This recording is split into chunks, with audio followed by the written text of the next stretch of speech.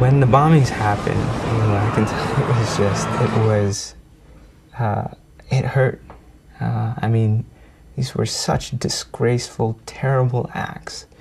And they'd attacked the symbol of my city. The Boston Marathon is something that we all look forward to in the spring. I mean, everyone that we've talked to so far didn't really know, this individual. They may have interacted here or there, but didn't really know this individual. The older suspect, who intermittently visited, the congregation, and the two incidents. The first one was during a congregational prayer where the preacher, started talking about the appropriateness of, celebrating national holidays like July 4th and Thanksgiving, because Thanksgiving was around the corner, and just how it's appropriate to celebrate the birthday of the prophet.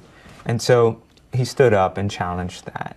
So that was the first incident, and then the second incident was in January, around Martin Luther King Day, when our preacher said, listen, Martin Luther King was a great man, he's always going to be remembered in history, in the context of also discussing Prophet Muhammad.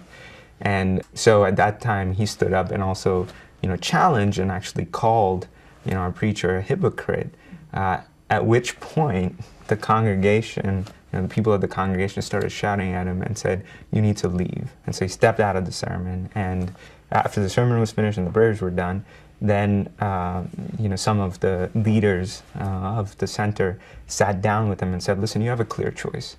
Either you're silent, from now on during these sermons, or you're not going to be welcome here. And so the rest of the time he was silent. But I think our reaction is what's Boston's reaction, right? This incredible hurt and shock that these people could, do something like this. I think the spirit of Boston is the spirit of America.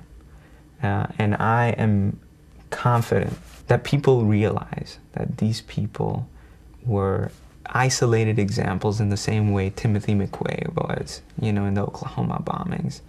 I know that people of America, will not blame, a whole community for just the actions of one or two people.